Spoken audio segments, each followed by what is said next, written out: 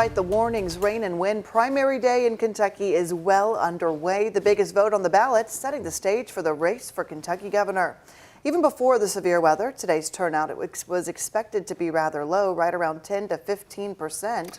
A sparse view there in some of those polling places that we just showed you. The biggest race on the ballot is the race to be the next governor of Kentucky in November. So let's take a look at the names on the ballot for today's primary. On the Republican side, 12 candidates on the ballot, but there are 6 who have consistently participated in the debates the last few weeks. Attorney General Daniel Cameron, former U.S. Ambassador to the UN Kelly Craft, former lawyer Eric Dieters, State Auditor Mike Harmon, Somerset Mayor Alan Keck, and Kentucky Agriculture Commissioner Ryan Quarles. Then on the Democratic side, on the ballot here, we have 3 people running, and that includes the incumbent Andy Beshear.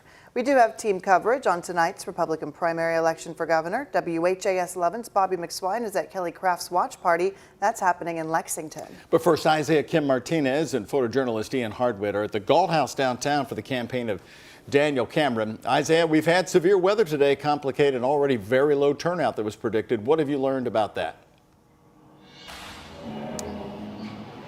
Well, Doug, that's been the big story, right? How does this weather, especially this morning into this afternoon, affect the overall voter turnout? I can say here in Jefferson County, I was just told by the Jefferson County Clerk's office that right now they sit at about 11%, which about reflects what has been projected on a state level. Now, again, we do have about an hour, just under an hour left for folks to go ahead and place their votes. So we do have some time for that to potentially increase. So as far as primary is concerned, that's even considered low for that. It's something that Michael Adams, the Secretary of State, has talked about in length. He projected about 10 to 15%. So we're understanding that this could be a few votes that could potentially separate candidates here, all things considered.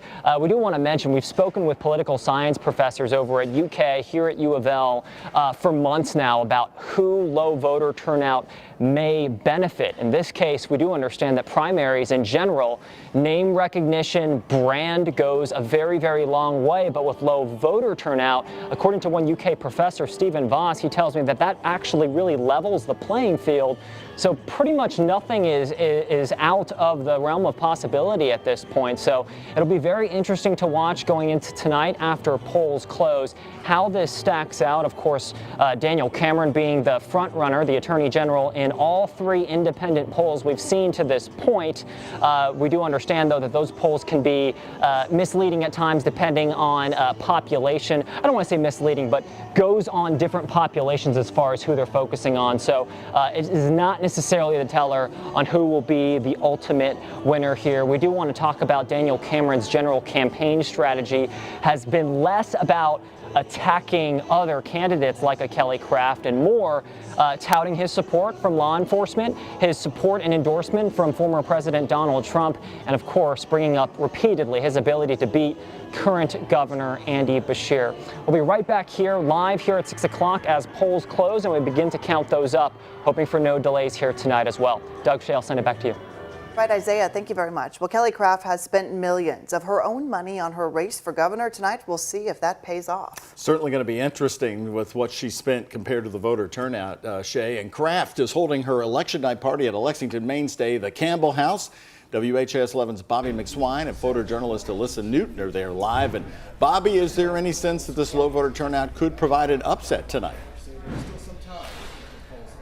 Well, Doug, anything can happen. Like Isaiah said, we do know that Kelly Craft has spent about $10 million of her own money on this campaign, and she had a last-minute push with a big name.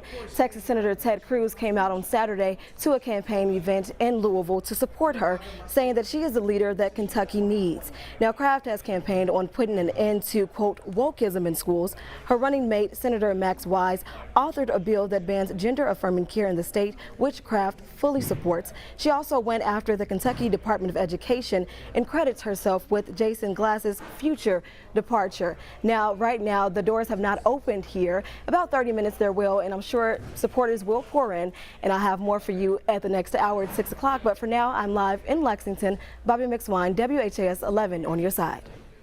Bobby, thank you very much. Well, we were out this morning talking to voters while they were casting their ballots. Typically during primary elections and non-presidential years, participation in the election does seem to drop off. Kentucky State Board of Elections reports nearly 89,000 Kentuckians voted before Election Day. Each voter we spoke to had their own specific reason for why they wanted to come out and vote, but the one thing that tied them all together was a sense of civic duty to be involved. It's kind of like making your voice heard as soon as possible. So primary, it may not be the big one, but you know, we can make a statement now. It's still important, turnout's important, a sense of civic duty, all those things. Being involved is the single most important thing that any individual can do. So let's make sure your vote counts. If you have an absentee ballot and you have not mailed it yet, do not put it in the mailbox. It's too late to mail those absentee ballots. Instead, you need to put yours in a drop-off center that's at any county clerk's office. You can also drop it off at your polling location. If you want to make sure your absentee ballot has been received, call the Board of Elections. And heads up, Kentucky does not have any provisional ballots for today's election. Those are only available for federal elections. That's good advice. And don't forget, you've got to 6 o'clock to get those to a polling site. Primary election night coverage continues on WHAS 11 News at 6. The polls close at 6. We'll have some of the first results for you coming up in just a few minutes. The real totals start rolling in after 7 when the polls close in western Kentucky. More from our election reporters, Bobby and Isaiah, tonight at 6. And then don't forget to catch the WHAS 11 night team at 11. We will have reaction from the winners and losers as we launch toward the November election. Now more local news tonight. We got late word today that Norton Healthcare is going to be holding a news conference at 6:30 tonight to update the serious computer issues. Norton cybersecurity experts have been working since last Tuesday on what they're calling a cyber event. Last week, the healthcare system shut down email and internet as a precaution, and today we're learning patients are seeing impacts. Alexis Jones has been working on the story today, and Alexis, you actually went to Norton with very specific questions. What did you learn? That's right, Shay and Doug. Norton says that surgeries are being rescheduled, online prescriptions are being impacted, and they don't know how many appointments have been rescheduled or canceled just yet. However, the healthcare giant assures all urgent issues are being addressed. In the meantime, patients are encouraged to still show up to their appointments unless they're told otherwise. A spokesperson says patients can also call their providers for written prescriptions, and if that doesn't work, providers can help find another solution. The cyber event is still under investigation, and just like Shay and Doug said, Norton plans to hold a press conference tonight to talk to patients about the impact moving forward.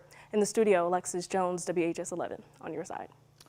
Alexis, thank you. And according to the American Medical Association, this is a problem hospitals across the nation are facing right now. The number of attacks on U.S. hospitals doubled between 2016 and 2021, from 43 in 2016 to 91 in 2021. The Clark County Sheriff's Office has started a new safety initiative to help keep kids safe on the way to and from school. It's focused specifically on school buses and making sure drivers are following the rules around them. Since April, patrol officers have been closely following buses in the Clark County community, trying to catch any stop arm violations. Right now, they say they're focused on Silver Creek School Corporation, Borden-Henryville School Corporation, and Greater Clark County Schools. This new initiative is meant to protect children from any dangerous incidents. As Louisville Mayor Craig Greenberg searches for a brand new Metro Police chief on the permanent level, the public had their opportunity to weigh in last night. The mayor's office holding a virtual town hall meeting where people could share the priorities and qualities they'd like to see in the next LMPD chief. Involved and be able to understand different perspectives and also pay attention to details. We know what we already face with the issues that are in Louisville, Kentucky, and those are very important, but we also have to establish trust, and trust is with the community as well as with the police officers. Another town hall is scheduled for Saturday from 3 until 4. It'll also be held over Zoom. We've got a link for you on WHAS11.com. A man has pleaded guilty in a workplace murder just as his case was set to go to trial. Yesterday, Eric DeShields pleaded guilty but mentally ill to one count of murder. Prosecutors say DeShields and the victim, Jimmy Webb, worked together at a Southside business called MHS. On July 26, 2021, investigators say the two got into a fight right there in the parking lot where DeShields shot Webb several times. A judge has now sentenced him to 20 years in prison.